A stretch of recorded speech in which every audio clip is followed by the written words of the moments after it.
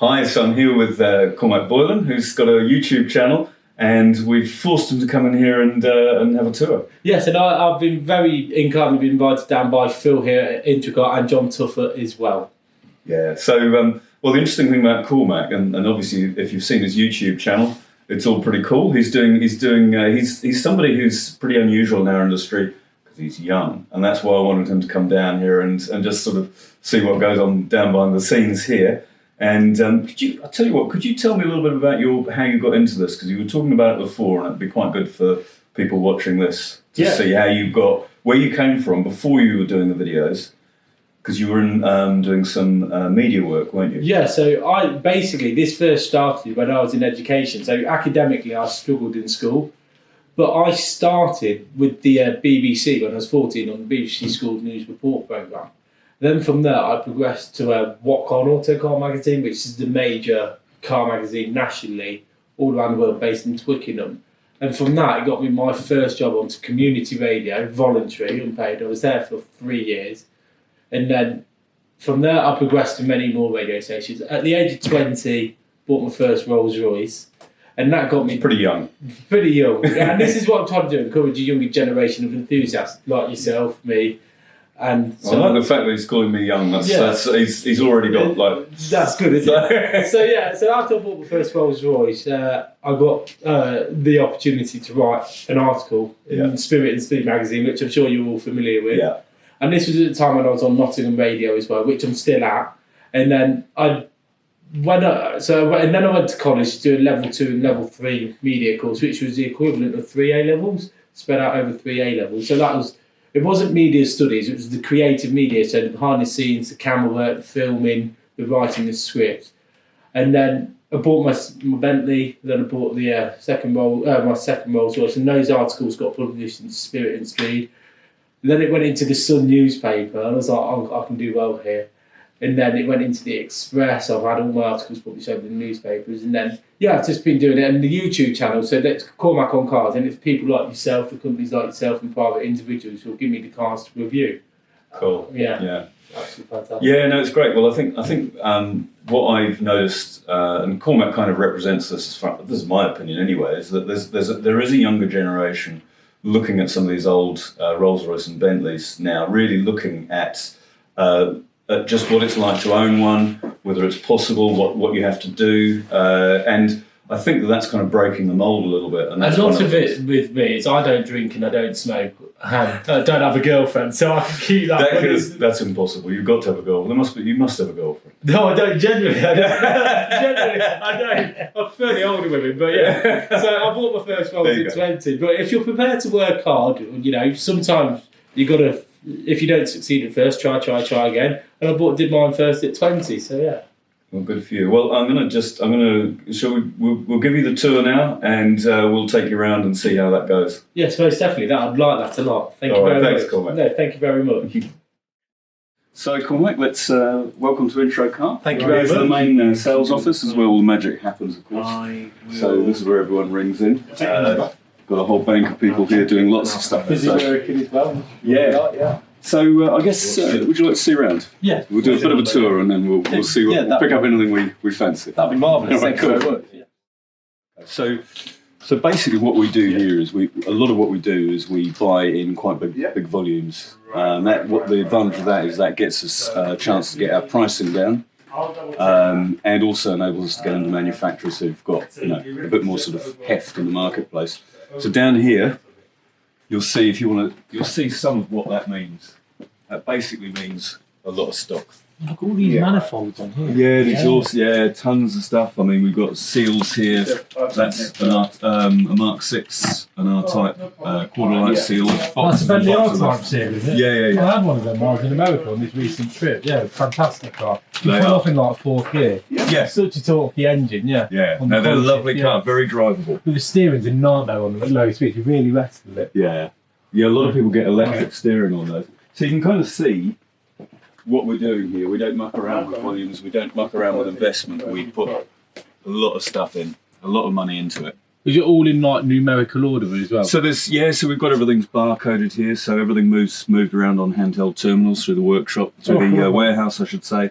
so that we know exactly where everything is. So we might have different locations for this. So we might have 10 downstairs next to pick, and then these here. So for overflow, we've got another warehouse as well. So to introduce you to Mo. Mo's our director of quality. So his background came to us from Brompton Bikes, as I said, but actually before that he was with Lotus and McLaren, wasn't it? Lotus McLaren, yeah. Yeah. So he's brought a whole other side to our business. He helped us with the design and testing of these head gaskets. You were talking about this on your video about head gaskets blowing on the Arnage. On my Arnage, yeah, because I had a 4.4 Yeah. twin turbo, which was a green label, and everyone told me to go for a green label because of the head gas problem on the red label. So that's our solution. So we spent 3.5 years designing that. That's designed to get rid of some of the problems that we're having with head gasket failure. So that's an upgrade. That's an inspection sample. So we had 25 of those reports in our first batch there. So are these for the Arnage R or the red label? These are for the red label. So you've got the late Arnage R and T had an MLS gasket, metal laminate sheet gasket. This is a composite. Because the Arnage red labels, they were the twin turbo. The Arnage R's were, I believe, with the single turbos. No, other way around. Red label single turbo. Arnage R twin. Arnage R twin turbo. That's it. And the Arnage T. So they had a different gasket. So that one there goes all the way back to the Silver Cloud. That gasket. Oh, wow. Silver Cloud 2. So all the way up to red stuff, label. not the straight six. So it's the V8. Uh-huh. Yeah. So there you go. So we've done some kind of cool stuff. I mean that's a product. Someone sent us that and said, "Can you make that?" And there's the finished product. Do you want to show Cormac on the CAD on that, or maybe you could do the steering gaiter? So we had to design that, steering gaiter. put that into CAD, which and then have the tool made from the CAD drawings. We had to use that, figure out what it should be, turn it into a drawing, 3D. Make the tool from print the 3D, the tool in 3D. And that's and a then steering gaiter. that is an air intake vent. So that's gone from like this to being manufactured to that. How fabulous is that? So we did the same thing. Yeah, so there's another example. So that's the one, a sample that we got. And that's the finished prototype. Look at that. So that's the sort of thing we're doing Is it here. the same material or is it like a more malleable? That's and actually a stronger? polyurethane because the manufacturing technique suits that material. Originally, that would have been probably natural rubber, I would have thought, which does perish. But if you can actually see the 3D model on the screen here. Is that on computer-aided design? Yeah, that's right. So you can section it and everything else. so you can actually see what we got to that.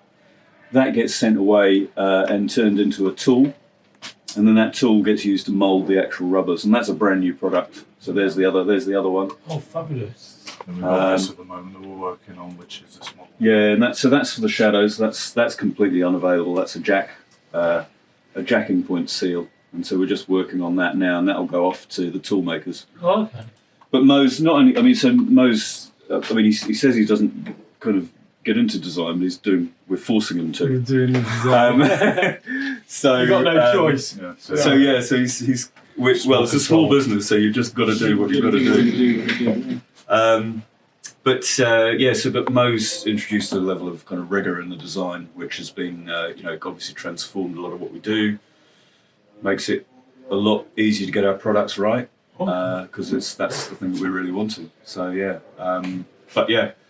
This is fabulous. So this is the kind of stuff that we get into, and all of this stuff is work in progress.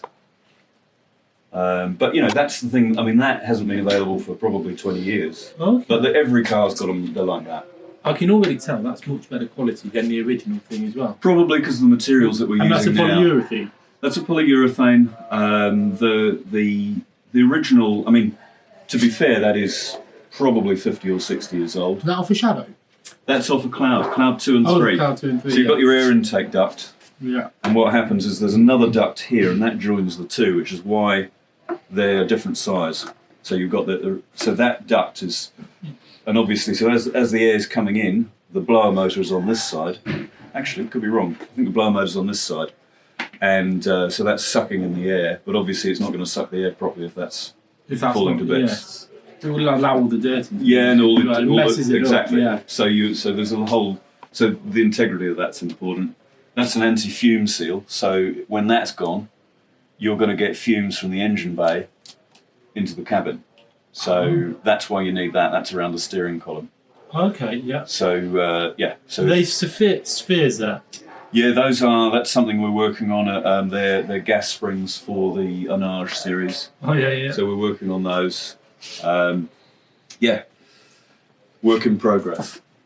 That's a distributor. So the other thing, obviously, Mo's looking at is when we have product issues, we need to work on those. So yeah. So does all these parts come off customer cars, or are these parts you bought into then like? They could be. We could be buying original products. We could be buying second hand. Sometimes we do stuff directly from an engineering drawing. So, so for example, although we've got a sample for that jacking point seal, that's most of the information's come from the original engineering drawing that we've got from the archives. Okay. And so we'll take that. That then gets. So we'll take a 2D drawing. You can't do much with that in terms of making a tool or making a product. You need to turn it into 3D. Once you've got a 3D drawing, then you can get into the manufacture. Right, okay, yeah. So and so there's other things here. I mean, so if you look at some of this is some of our core samples. So when we're making a track rod, that goes off to a lab, and we're looking for the case hardness on that. So you can actually see. So there's this, and this is a core sample from a batch. There's a little batch number that you can see written on there, which tells us what this has come from. Okay. So that when we get a product, we know that it's A, the right material, B, it's been treated properly. So it's not just you can't just make this stuff out of standard steel. It's got to be It's got to be the right steel, and it's got to be to the right thickness. Yeah. So we do all kinds of things. I mean, that's a water pump that we make from scratch. Look at that is a water pump, isn't it? Yeah. So and then you'd have a belt around there. yeah. Well, yeah. So that's 1940s car, that one. But yeah, we Off a Rolls or Bentley? both does both. So yeah, we've done a lot of those. That's a slightly later version of the same thing. And you got the alternator. Yep. Yeah. If it's on the car, We'll do it. we'll do it. And it never stops. It never stops. So you want to see the warehouse, and you'll see what we're really into. Oh, yeah. This is just playing up here. This is just playing. Oh, sorry. That's something else that we've made as well. That's a 3D scanned mould. So they're all broken on all that's on all the SZ cars. Yeah, so that's what would have been like on my Silver Spirit. Yeah. So yeah, they all break. That's good to know, isn't it? So, If you ever need any parts, IntroCar, you people to go to. through the door. Engine here is not. Yeah, that's a core engine. That's going to get rebuilt. Off an SZ car? That's an SZ car. That is. So that looks like a Silver Spirit. That is. That's actually a Silver Shadow. Silver Shadow. Yeah. That would have been an SY car then. It's actually. It should be. It could be an early Spirit. It's got the late Shadow 2. It's a Shadow 2 or early Spirit water pump. Because the early Spirits were the same engine carried over from the Silver Shadow on the twin SU carburetors. And then the Spirit 2 were fuel injected. On the Series 2. Yeah. Look at that engine. And it's an aluminium block, 6.75 litre here. That is. Yep. Yeah. Yep. Such a big engine, isn't it? That's what powers these beauties.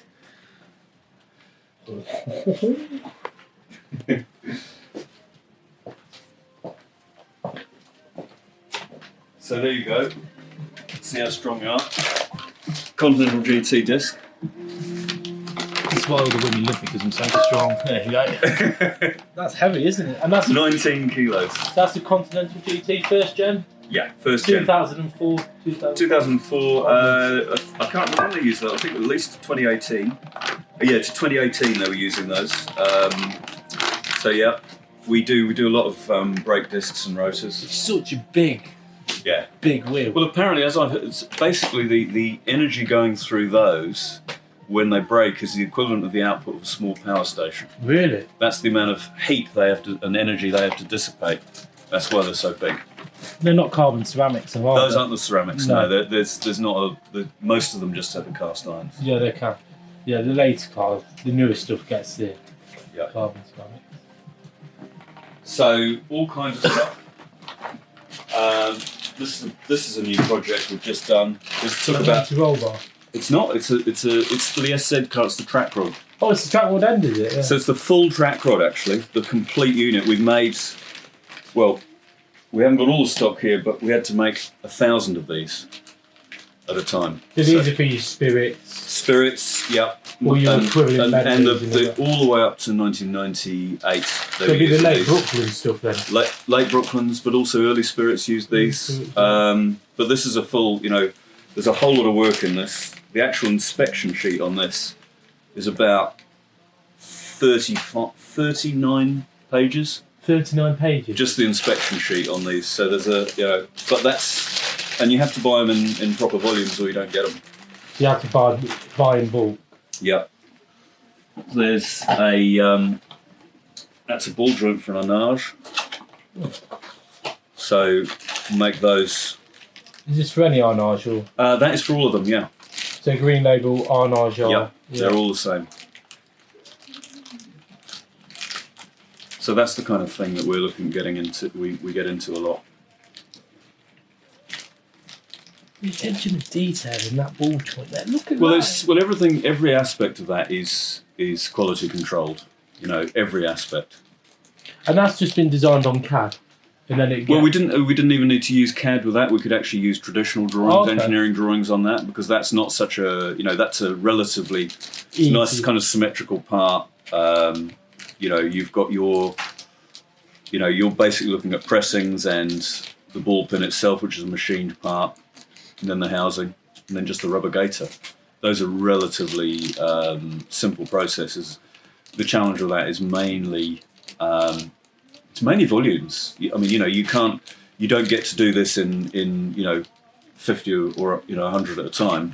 You're into 500 if you're lucky. So you have to buy multi-year stocks. That's how the business kind of works. So you can't just buy a couple of months stock and then replenish. You've got to buy years in advance. So and as you can see, We've got to it goes up heavy. so you're going all the way up. Every single one of these locations might have 3 or 4 different parts in it, maybe more, because there's just so much we're doing here and developing. So literally thousands and thousands of lines. We've been working on this for years. Batteries here as well. These are nice batteries. Those are actually, I think they're Phantom batteries actually. Yeah. What's a Phantom battery? My favourite car. So yeah, I mean that's a water pump housing. That's obviously buy those in bulk and then they're assembled. They're assembled in relatively small volumes. There's lots of different. Is that cast iron? That is a cast iron, yeah. Yeah. Heavy, isn't it? It's quality. Yeah. So yeah, there's you don't get to buy those in small volumes. Right. We finished. You saw some of the examples of finished product upstairs. I did, yeah. Similar product. And you've got springs and all that. Coil springs. We do handling kits. Do you? For the cars, we do our own handling kit. Do you do body kits as well? We don't do body kits. No. Not really our kind of our forte. That one. That's a massive spring. That's Yeah. for a Phantom. That one there is for. Let me have a look. That is actually a turbo and turbo R front spring.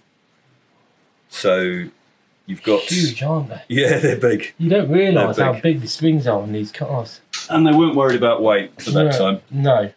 That's why they were so heavy, but that's what made them cool. That's what makes them drive the way they do. You don't want a car very light because you can't feel it. Yeah. Oh, look at that. That's Bentley Mark. Oh, yeah, 4.5 litre straight 6. yeah. This is what I had in the cars when I was in America. So I had an R-Type. Yeah. 54. Yep. Yeah. So that's a fully rebuilt engine with all our own products in it. what we wanted to do is so it's even got a new water pump. So did this come out like a car that had been obviously wasn't It's a car that had been anymore? dismantled, yeah. And so we fully rebuilt the engine, so it's literally had everything done to it.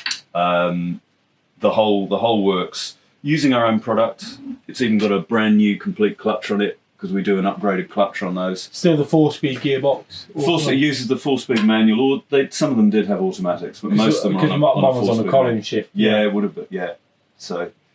Anyone want an engine? Yeah, it's fairly expensive. I think it's about 22.5 grand. 23,460. Yeah. 23,460. That's with the VAT, I think. VAT. Yeah. So not cheap. No. But So is that no miles on that one then? Because it's it's no miles. no miles. No miles. Yeah. Martin. Yeah.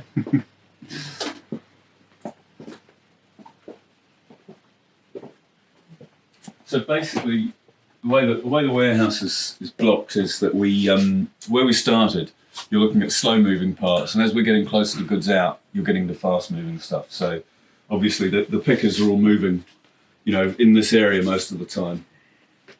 So that it keeps us efficient, keeps our pick rate up. But every single one of these is, Washers and rocker cover bushes there. yeah. You can tell they're polyurethane as well. No, those are a nitrile. Oh, are Actually, they? yeah. They're a nitrile for that application. But all kinds of stuff. That's actually a subcomponent from one of the water pumps you saw. Oh no, yeah, that's Yeah. one of the bolts. Yeah. So I've been a kid in the sweet shop in here, isn't it? For Rolls-Royce and Bentley. Yeah.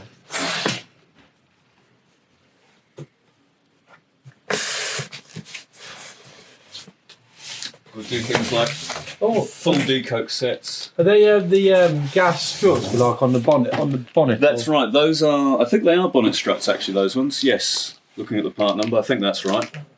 Yeah. Gas chunk. Yeah. Oh, is it? Oh, it's a boot. Oh, it's a boot one. Yeah. Yeah. So we do a big range of those. Awesome. They're always going. Fantastic. So yeah. That is a door seal for a Corniche, and also for some of the coach-built Continental cars. Is that for all the Corniche models? That does, yeah, up until the very last of them. Is it for the Bentley Corniches as Yes. well? Is it? Yeah. Well, they use the same body. Yeah. So we do a lot of seal work because rubber on old cars is obviously often knackered. Yeah. So yeah, but yeah. So that's, as you can see, carries on all the way up. This goes on and on and on. So yeah, literally, yeah. You don't get hold of this sort of stuff in a few months. And this has just been years and years and years built up. Yeah, years and years and years of building the product and pure passion for the brand. Well, we have our own brand, which we wanted to kind of the Prestige Parts brand, which we wanted to sort of stand for the heritage and for really doing things, not cutting corners. Mm-hmm. That was the thing that we really wanted to try and achieve. You can't cut corners in this, though. Well, it's not. It doesn't make any sense in our business because actually, the truth is it's low volume, high margin. Yeah. So you make a lot of money every time you sell something, but it takes a long time to get your money back. And also, you want to build that brand name as well. Yeah. For these kind of cars. Yeah, you need to. So we wanted to have a brand that was the alternative to the genuine product. That was supporting the brand, supporting the actual mark, I should say, and that was particularly going to be there when Bentley wasn't supporting it. We'd come along and develop the product. And because Bentley are pulling out now, aren't they? Supplying these people as of, is it next year? Well, they're stopping supplying people like us, which is a bit of we're a bit crazy because we're the guys, ourselves and some of our competitors, Flying Spares and so on, are actually we're the people who are keeping these cars on the road. Yeah. And they're cutting our support. So obviously, we're just developing our own ranges alongside what they offer. And hopefully we'll keep the cars on the road, which is what we want. Yeah. So yeah.